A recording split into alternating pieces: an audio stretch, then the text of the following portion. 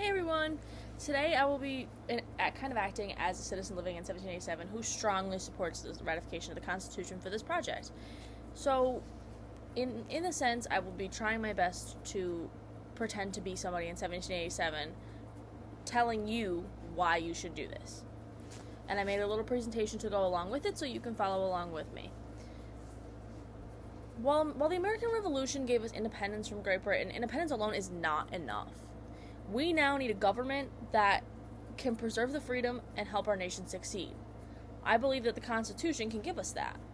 It gives the United States a more stable government, and it provides the United States with things that it needs that it can't get where we're at right now. So why do I support the ratification? The first reason for why I support it is because the Articles of Confederation have been ineffective. Under the Articles, the national government has very, very little power, and Congress cannot effectively tax the states because of this. We can't regulate trade or even enforce some laws, and that's a serious issue. If we can't enforce laws or regulate trade, people can come in and do whatever they want in our country, and we don't want that. We want to have a backbone. We want to tell these people who might want to come into our country and do what they want, or the people who, even the other states who want to do what they want. It doesn't have to be other people. It could be people within our country wanting to do what they want because the states aren't being taxed and aren't being... If somebody's not giving you a consequence for an action, why would you stop doing it? That type of sense. So, if we can't effectively do those things, we don't have a backbone, and people won't think of us as a strong nation. And we want to be seen as a strong nation, because we broke away from Britain for a reason. We didn't break away just to go back to what it was. We want to stay strong and have that firm backbone. So, now let's talk about why the Articles of Confederation have serious issues. I mean, I kind of already touched on this, but again, our government is super weak. We can't do anything. If we don't have a backbone, we can't effectively tax. Without an executive branch, there's nothing. I mean, we really have nothing. I feel that with the Constitution and having checks and balances and all this other stuff, it would really help us. If we can't regulate our trade, people are going to do whatever the heck they want, and if we're not enforcing the laws, they're not going to worry about the consequences. For example, let's say you're speeding down the road at like 50 miles an hour. I don't know if that's very accurate for this time being, but I'm trying my best. You're speeding down the road, and a cop pulls you over. You're more likely to not speed if you get a ticket. But if you speed down the road, the same road every single day, and don't see a cop and don't get pulled over, are you going to drive the speed limit? Probably not. It's the same principle here. If someone's coming in with a ship full of goods that aren't supposed to come into the country, but there's nobody there to tell them no, you can't do that, or who's going to tell them, or who's going to give them a consequence for that, why would they stop doing it? If it's a shortcut and it makes business easier and you can make more profit, why wouldn't you do it if there's no consequence? It's the same thing here.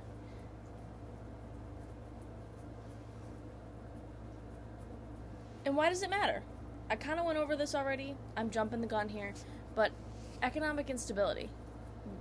If we keep up what we're doing right now, the economy is going to just go... Because there'll be people who make money doing things the wrong way, and people who are doing things the right way and down here. We'll have a gap like this. There will be nothing in the middle. We don't want that. And the states will be competing against each other. We don't want Tennessee and Texas competing against each other. We should all be working together. Like, we live in Pennsylvania, so let's say that Pennsylvania and New York want to compete. Pennsylvania and New York are this close. People from Pennsylvania won't want to go to New York, and people from New York won't want to go to Pennsylvania, so there'll be no tourism revenue from those states to each other. If we help each other, there could be revenue and other things that can help, and with this Constitution, we can do that. We don't want to seem weak. The biggest point I'm trying to make here is that we don't want to seem like a weak country. America has so much potential, we should not seem weak at all. Now let's talk about Shays' Rebellion. One event that really, really exposed the weaknesses of these articles was Shays' Rebellion. In Massachusetts, struggling farmers protested taxes and debt by rebelling against the government. Although the rebellion was eventually stopped, it frightened many American leaders because it demonstrated how powerless the government became. I mean, if the government can't maintain order during a crisis, it cannot protect the nation. If people can rebel and not have anything go from that, and people can do what they want in a sense, like I said before, the government can't protect us. Can't protect us.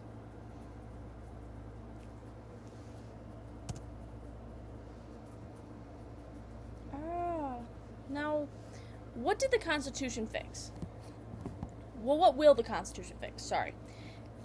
It gives Congress the power to tax, so states can be taxed on their revenues. It allows regulation of commerce, so things coming in and coming out.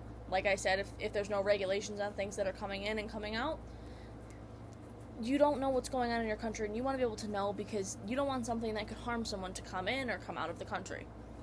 And lastly, it provides stability and unity because we are one nation. We want to stay one nation. Without the Constitution, we won't stay one nation. We'll become many little nations, aka each state will be its own country.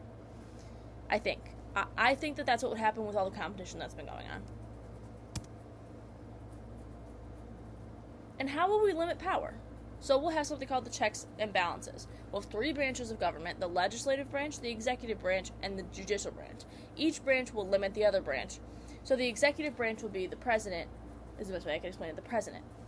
And the president can veto something that the legislative and the judicial both pass. And the legislative and judicial have to have a certain amount of votes for it to go to the president. But if the president wants something, they can also say, no, we don't want this to go through to you with their amount of votes. So the point is that each branch can limit the other.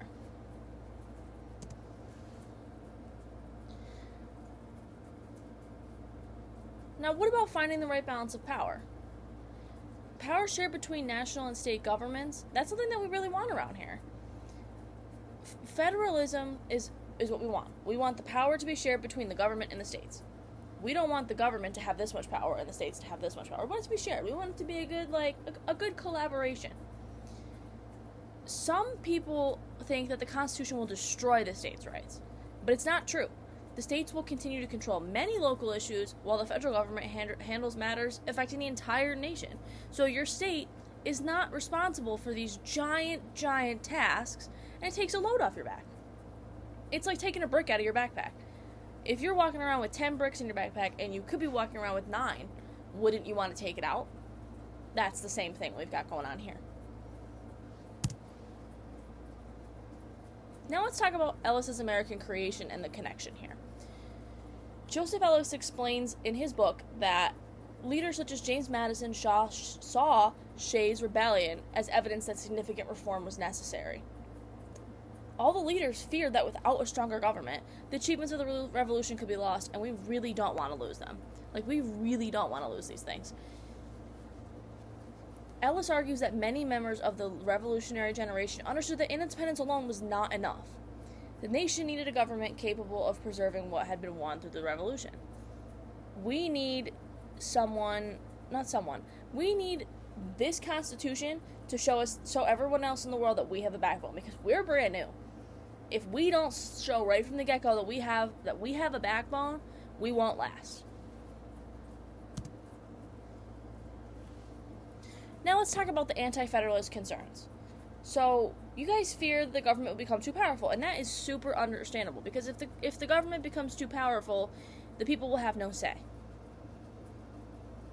And the Constitution gives you more rights than you could ever even think of. It really does.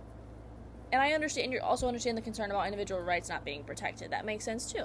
Very, very valid concerns here, but checks and balances keeps the government from becoming too powerful. As long as we stick to checks and balances, we'll be good. Separating the powers, church and state, and making sure that state has certain designations and the federal government has certain designations, and it makes them work as a team. The state can only do certain things, and the federal government can only do certain things, and they have to cross paths in order to make it work. If they don't work together, there won't be improvement, and they won't see the things that they want to come true. And maybe we could also do a Bill of Rights. We'll see. So why is this ratification important? Without this Constitution, our country will stay weak. And we don't want to stay weak. The Articles of Confederation have shown us dangers of a weak government. I mean, we have a system we don't have a system that can maintain order and promote our growth for economy. We don't have one right now. But with a weak government, we won't have one either way. So in order to make the government stronger, we need to get rid of these Articles of Confederation and swap it out for the Constitution. The Constitution provides structure for long-term success and stability, which is exactly what we need to show everyone in the world that we have a backbone. And that's about all I've got. I'll conclude a little bit, I guess. So the reason why I support the ratification is because, again, it shows that we, as a country, the Federation, the Articles, have showed us that we need a constitution or something else. If we don't step in now, our country will have no backbone, and we will just be a blip on the map. In 200 years from now, we'll be a blip on the map, and no one will ever even know that we ever existed. We'll just be one of those tiny little countries, or we'll be like a tiny little planet. We'll be nothing. We will be nothing. If we want to keep our legacy and we want to show the world that we made something of ourselves, the Constitution is that. And with this, I urge everybody else to agree. I urge everybody else to support this, and I thank you for your time.